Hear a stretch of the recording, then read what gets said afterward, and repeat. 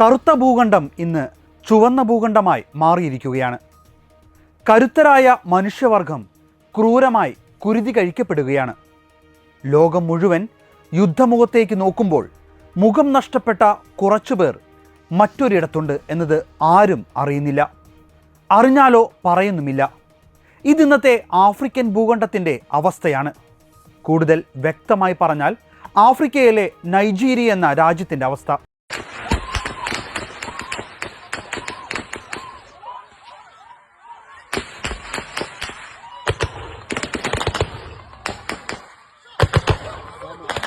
ക്രൈസ്തവർ എന്ന പേരിൽ പീഡനം ആരംഭിച്ചിട്ട് ഏറെയായി.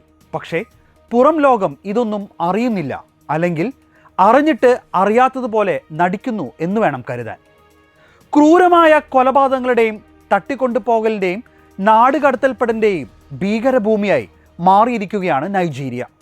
ക്രിസ്ത്യൻ കർഷക ജനവിഭാഗങ്ങൾക്കും ഫുലാനി തീവ്രവാദികൾ ഉൾപ്പെടെയുള്ള മുസ്ലിം നാടോടി ഇടയ ഗ്രൂപ്പുകൾക്കുമിടയിൽ ഭൂമി, വെള്ളം, രാഷ്ട്രീയ പ്രാതിനിധ്യം എന്നിവയെ ചൊല്ലിയുള്ള ആക്രമണങ്ങൾ പതിവാണ്. നൈജീരിയയിലെ പീഠഭൂമി സംസ്ഥാനത്ത് വിഭാഗീയവും വർഗീയവുമായ സംഘർഷങ്ങൾ വളരെ കാലമായി നിലനിൽക്കുന്ന പ്രദേശമായതിനാൽ ആയിരക്കണക്കിന് ഗ്രാമീണവാസികളുടെ ജീവിതം ദുരിതപൂർണമായി തുടരുന്നു. ബസയിലെ ക്രിസ്ത്യൻ കർഷക സമൂഹങ്ങൾ മുതൽ ബോക്കോസിലെ കുന്നിൻ പ്രദേശങ്ങൾ, മങ്കു, റിയോം എന്നിവിടങ്ങളിലെ ജനവാസ പ്രദേശങ്ങൾ വരെ ആക്രമണത്തിൻ്റെ ഇരകളാണ്. വീടുകൾ ഉപേക്ഷിക്കപ്പെട്ടും ജീവൻ നഷ്ടപ്പെട്ടും ദുരിതത്തിലായ നിരവധി കുടുംബങ്ങൾ അവശേഷിക്കുന്നു. സംസ്ഥാന ഫെഡറൽ സംരക്ഷണത്തിൻ്റെ അഭാവം പ്രദേശത്ത് ആക്രമണങ്ങൾ വർദ്ധിക്കുന്നതിന് ഒരു പ്രധാന കാരണമാണ്. ജൂൺ 3 ചൊവ്വാഴ്ച ബെസ ലോക്കൽ ഗവൺമെൻറ് ഏരിയയിലെ ക്വാളിലെ ഗവൺമെൻറ് സെക്കൻഡറി സ്കൂളിന് സമീപം 3 പേർ കൊല്ലപ്പെട്ടു. രാത്രി 9 മണിക്ക് ജോലി കഴിഞ്ഞ് മടങ്ങുന്നതിനിടെയാണ് മൂവരും ആക്രമിക്കപ്പെട്ടത്. എന്നാൽ സംഭവത്തിനു ശേഷം സുരക്ഷാ ഉദ്യോഗസ്ഥർ ആരും എത്തിയില്ലെന്ന് ദൃക്സാക്ഷികൾ പറഞ്ഞു. ജനുവരി മുതൽ ജൂൺ ആദ്യം വരെ ബസയിലും പരിസര പ്രദേശങ്ങളിലും ഏകദേശം 1000 പേരാണ് കൊല്ലപ്പെട്ടത്.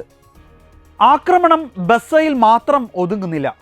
ബൊക്കോസ് LGAയിൽ 2025 മാത്രം 200-ലധികം താമസക്കാർ മരിച്ചു. മെയ് അവസാനം മുഷരെ പ്രദേശത്ത് ദേവാലയ സൂക്ഷിപ്പുകാരൻ ഉൾപ്പെടെ 9 പേർ കൊല്ലപ്പെട്ടു. ആക്രമണങ്ങൾ മുഴുവൻ ഗ്രാമങ്ങളെയും ശൂന്യമാക്കി. വയലുകൾ കത്തിച്ചു, പള്ളികൾ തകർന്നു, കുടുംബങ്ങൾ ഒറ്റപ്പെട്ടു. രാത്രിയിൽ ആക്രമണങ്ങൾ ഉണ്ടാകുമോ എന്ന ഭയം പല കുടുംബങ്ങളെയും വീടുകളിൽ നിന്ന് മാറി കാട്ടിൽ ഉറങ്ങാൻ നിർബന്ധിതരാക്കി. ജൂൺ 13 നൈജീരിയയിലെ ബെനു സംസ്ഥാനത്തെ ലേവാട്ട പട്ടണത്തിലേക്ക് ഇസ്ലാമിക ഫുലാനി തീവ്രവാദികൾ അതിക്രമിച്ചു കയറി 200ഓളം നൈജീരിയക്കാരെയാണ് കൊലപ്പെടുത്തിയത്. അതിൽ ഭൂരിഭാഗവും ക്രൈസ്തവരായിരുന്നു. അന്താരാഷ്ട്ര സഹായ സംഘടനകൾ ഇതിനെ മേഖലയിലെ ഏറ്റവും വലിയ കൊലപാതക പരമ്പര എന്നാണ് വിശേഷിപ്പിച്ചത്. കുടിയിറക്കപ്പെട്ട ക്രിസ്ത്യാനികളെയാണ് ആക്രമണകാരികൾ ലക്ഷ്യമിട്ടത്. കുടുംബങ്ങൾ അഭയം തേടിയിരുന്ന കെട്ടിടങ്ങൾക്ക് തീയിടുകയും പലായനം ചെയ്യാൻ ശ്രമിച്ചവരെ വാളുകൊണ്ട് ആക്രമിക്കുകയും ചെയ്തുവെന്ന് ACN റിപ്പോർട്ട് ചെയ്യുന്നു. അല്ലാഹു അക്ബർ എന്ന് വിളിച്ചുകൊണ്ട് തീവ്രവാദികൾ അതിക്രമിച്ചു കയറി ആളുകളെ കൂട്ടക്കൊല ചെയ്യുകയായിരുന്നു. ആളുകൾ ഉറങ്ങിക്കിടക്കുമ്പോൾ വീട് പുറത്തുനിന്ന് പൂട്ടിയിട്ട് തീയിട്ടു. 500-ലധികം ആളുകൾ ഉറങ്ങിക്കിടന്ന ഒരു പ്രദേശത്താണ് മനസാക്ഷിയെ മരവിപ്പിക്കുന്ന കൂട്ടക്കൊല. ഈ കൂട്ടക്കൊലയ്ക്ക് പിന്നിൽ ഫുലാനി തീവ്രവാദികളാണെന്ന് ഇടവക വികാരി ഫാദർ ഉഗ്മ ജോനാഥനും മറ്റാളുകളും പറഞ്ഞു. തീവ്രവാദികൾ വെടിയുതിർക്കാൻ തുടങ്ങിയപ്പോൾ വൈദികൻ കഷ്ടിച്ചാണ് അക്രമികളിൽ നിന്നും രക്ഷപ്പെട്ടത്. നൈജീരിയയിലെ തീവ്രവാദ അക്രമ സംഭവങ്ങൾ നിരന്തരം നിരീക്ഷണ വിധേയമാക്കുന്ന ഹ്യൂം ആംഗിൾ റിപ്പോർട്ട് പ്രകാരം 2025 മെയ് മാസത്തിൽ നൈജീരിയയിൽ കൊല്ലപ്പെട്ടത് 635 പേരാണ്. 182 പേരെ ഭീകരർ തട്ടിക്കൊണ്ടുപോയി. ഈ വർഷം ഇതുവരെ റിപ്പോർട്ട് ചെയ്യപ്പെട്ടിട്ടുള്ള അക്രമ സംഭവങ്ങളിൽ കൊല്ലപ്പെട്ടവർ 3000-ഓളം വരും. 2020 മുതൽ 23 വരെയുള്ള കാലയളവിൽ മാത്രം നൈജീരിയയിൽ കൊല്ലപ്പെട്ട ക്രൈസ്തവരുടെ എണ്ണം 16,769 ആണെന്ന് കഴിഞ്ഞ ഓഗസ്റ്റിൽ പുറത്തു വന്ന the observatory for religious freedom in ആഫ്രിക്കയുടെ റിപ്പോർട്ട് വ്യക്തമാക്കുന്നു. ആ കാലഘട്ടത്തിൽ തട്ടിക്കൊണ്ടുപോകപ്പെട്ട ക്രൈസ്തവരുടെ എണ്ണം 11,185 ആണ്.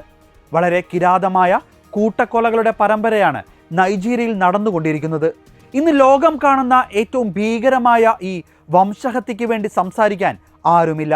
തെക്കുകിഴക്കൻ മേഖലയിലെ ക്രിസ്ത്യാനികൾ നേരിടുന്ന ഏറ്റവും വലിയ ഭീഷണികളിലൊന്ന് വർദ്ധിച്ചുവരുന്ന തട്ടിക്കൊണ്ടുപോകലാണ്. കഴിഞ്ഞ ദശകത്തിൽ നൈജീരിയയിൽ 200-ലധികം പുരോഹിതന്മാരെയും സന്യാസിമാരെയും തട്ടിക്കൊണ്ടുപോയിട്ടുണ്ട്. ഒബനു സ്റ്റേറ്റിലെ അക്രമം ഇപ്പോൾ നൈജീരിയയുടെ ഭക്ഷ്യവിതരണ ശൃംഖലയെയും ബാധിച്ചിരിക്കുകയാണ്. കൂടാതെ അക്രമത്തിനും കൊലപാതകങ്ങൾക്കും അർഹമായ ശ്രദ്ധ നൽകാത്തത് ഭരണാധികാരികളുടെ വലിയ ക്രൂരതയാണ്. കൊലയാളികൾ ആരാണ് എന്നതല്ല, മറിച്ച് സർക്കാർ അവരുടെ പേര് പറയാനും അവർക്കെതിരെ നടപടിയെടുക്കാനും വിമുഖത കാണിക്കുന്നത് എന്തുകൊണ്ട് എന്നതാണ് ചോദ്യം. സർക്കാരിന് രാഷ്ട്രീയ മൂലധനം നഷ്ടപ്പെടുമെന്ന ഭയമാണോ, അതോ മറ്റെന്തെങ്കിലുമോ? ആഫ്രിക്കയിലെ കത്തോലിക്കർക്ക് വേണ്ടി പ്രാർത്ഥിക്കാനും അവരെ സഹായിക്കാനുമെല്ലാം പരിശുദ്ധ പിതാവ് പറയുമ്പോൾ അതിനെ വിലവെക്കുന്ന എത്ര വിശ്വാസികൾ ലോകത്തുണ്ട് എന്നുള്ളത് വേദനാകരമായ മറ്റൊരു കാര്യമാണ്. നമ്മുടെയും അവരുടെയും സിരകളിൽ ഓടുന്നത് ചുവന്ന ചോരയാണ്. യുദ്ധങ്ങളുണ്ടാകുമ്പോൾ സേവ് ഗാസ, സേവ് പാലസ്തീൻ എന്ന മുറവിളിയുമായി വരുന്ന കേരളത്തിലെ സാംസ്കാരിക നായകന്മാർ നിറത്തിൻ്റെയും മതത്തിൻ്റെയും വർഗത്തിൻ്റെയും പേരിൽ മനഃപൂർവ്വം ഇവരെ മറക്കുന്നത് ശരിയല്ല. അവർ ജീവിക്കുന്നതും നമ്മൾ ജീവിക്കുന്നതും ഒരേ ഭൂമിയിലാണ്. ആഫ്രിക്കയിലെ ഈ മനുഷ്യവേട്ട നമ്മളെയും തേടി വരാൻ അധികം സമയമൊന്നും വേണ്ട. ഭാരതത്തിൻ്റെ പല ഭാഗത്തും ക്രൈസ്തവർക്ക് നേരെയുള്ള ആക്രമണങ്ങൾ ഇപ്പോൾ ഏറി വരികയാണ്. പീഡനങ്ങളുടെ ഈ കാലഘട്ടത്തിൽ അവസാനം വരെ സഹിച്ചു നിൽക്കുന്നവൻ രക്ഷ പ്രാപിക്കുമെന്ന ദൈവവചനം നമ്മുടെ മനസ്സിൽ ഉണ്ടായിരിക്കട്ടെ. നന്ദി.